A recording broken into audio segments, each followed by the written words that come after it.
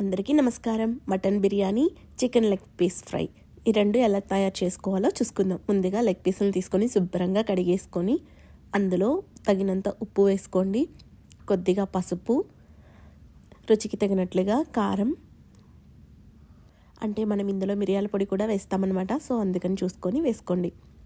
ఇందులో అల్లం వెల్లుల్లి పేస్ట్ 1 స్పూను, ఇది వచ్చేసి chilli sauce, red chilli sauce అండి, ఇది వేసుకొని టమాటో కెచప్ 1 స్పూన్ వేసుకోండి.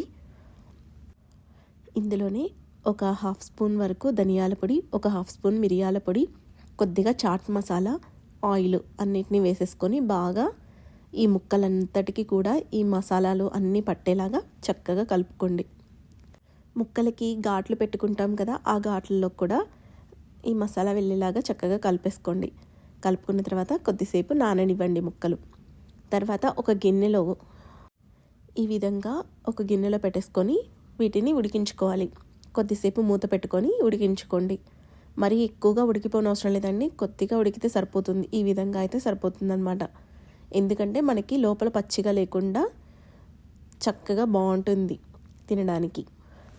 ఇవి ఉడుకుతున్నప్పుడే ఒకసారి గరిటెతోటి కలిపేసుకోండి.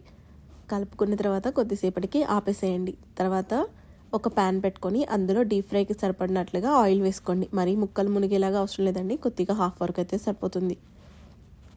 మనం ఉడికించుకున్న ముక్కలన్నిటినీ కూడా ఈ ఆయిల్లో వేసేసుకొని డీప్ ఫ్రై చేసుకోవడమే. డీప్ ఫ్రై చేసుకునేటప్పుడు ముక్కల్ని అటు ఇటు తిప్పుకుంటూ చక్కగా కాల్చుకోవాలి. మీడియం టు హై ఫ్లేమ్లోకి మార్చుకుంటూ కాల్చుకోవాలి. లేదంటే హై ఫ్లేమ్లో పెడితే పైన కాలిపోతుంది, లోపల పచ్చిగా ఉంటుంది కదా. సో అందుకని మీడియం టు హై ఫ్లేమ్లోకి మార్చుకుంటూ కాల్చుకోండి. ఇవి వేగేటప్పుడు ఒక్కొక్కసారి చికెన్ పేలుతుందండి, జాగ్రత్తగా కాల్చుకోండి. ఇవి వేగిన తర్వాత చూడండి, మనకి ఎర్రగా వస్తుందన్నమాట.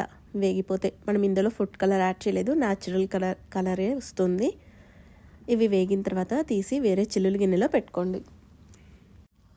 ముక్కని మనం కొంచెం తుంచి తిని చూడండి, మీకు తెలుస్తుంది ముక్క ఉడికిందా లేదా అనేది. ఇది వేగిపోతే కనుక అన్నిటినీ తీసేసి పక్కన పెట్టుకోండి.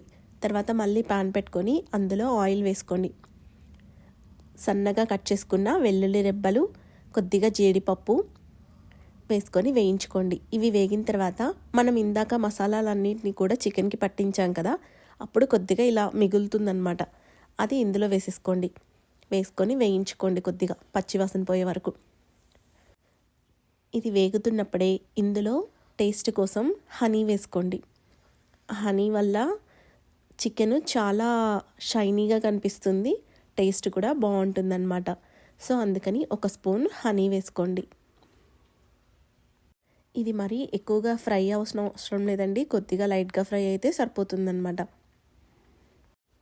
తేనె కూడా వేసుకున్న తర్వాత ఒకసారి బాగా కలిపేసుకోండి. కలుపుకున్న తర్వాత ఇందులో మీకు అవసరం అనిపిస్తే నిమ్మరసం పిండుకోండి ఇప్పుడే, లేదంటే ముక్కలన్నిటినీ వేయించుకున్న తర్వాత లాస్ట్లో అయినా పిండుకోవచ్చు. నేను లైట్గా కొద్దిగా సాల్ట్ వేసానండి, ఎందుకంటే ఈ మసాలాలో సాల్ట్ తక్కువగా అనిపిస్తుంది అందుకని. తర్వాత మనం వేయించి పెట్టుకున్న చికెన్ లెగ్ పీస్లన్నిటినీ కూడా ఇందులో వేసేసుకొని బాగా కలుపుకోవాలన్నమాట. కొద్దిగా దీనిపైన ధనియాల పొడి, చికెన్ మసాలా పౌడర్ ఈ 2 వేసుకొని కలుపుకోండి. మీకు ఏదైనా కారం తక్కువ అనిపిస్తే కనుక ఇప్పుడే కారం కూడా చల్లుకోవచ్చు అనమాట. అన్నిటినీ వేసేసుకొని లో ఫ్లేమ్లో పెట్టుకొని వేయించుకోండి. చికెన్ మీద చూసారా ఎట్లా షైనీగా వస్తుందో, ఇలా వస్తుంది హనీ వేసుకోవడం వల్ల. అన్ని ముక్కలన్నీ కూడా చక్కగా కలిపేసుకున్న తర్వాత లాస్ట్లో కొత్తిమీర చల్లుకోవాలి. కొత్తిమీరని సన్నగా తరిగి పక్కన పెట్టుకోవాలి. అది ఈ ముక్కలన్నిటికీ మసాలా అంతా పట్టిన తర్వాత చివర్లో చల్లేసుకొని సర్వ్ చేసుకోవడమే.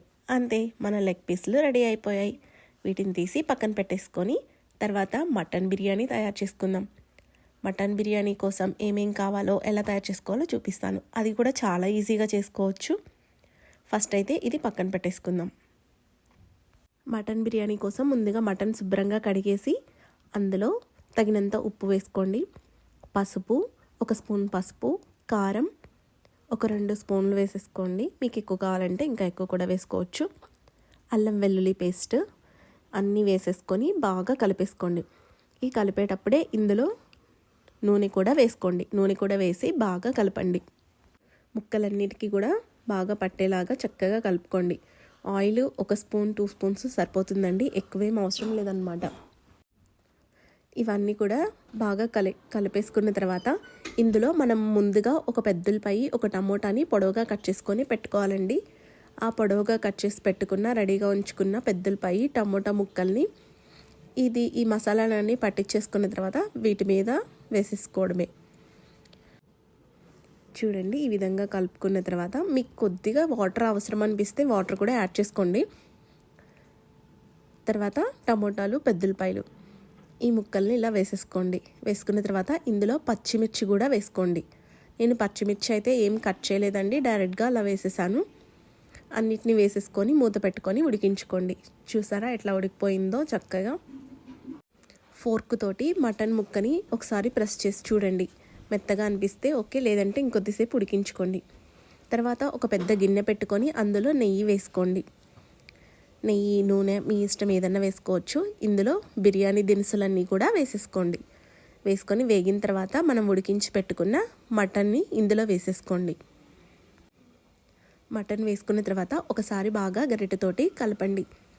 కలుపుకున్న తర్వాత ఇందులో మనం అన్ని మసాలాలు వేసుకుంటామన్నమాట. మసాలా పొడులు అంటే ధనియాల పొడి, జీలకర్ర పొడి, యాలకుల పొడి, గరం మసాలా, బిర్యానీ మసాలా, చికెన్ మసాలా, వీటన్నిటిని కూడా వేసుకోవాలి. ఇవన్నీ వేస్తేనే మనకి బిర్యానీ టేస్ట్ అనేది బాగుంటుందన్నమాట.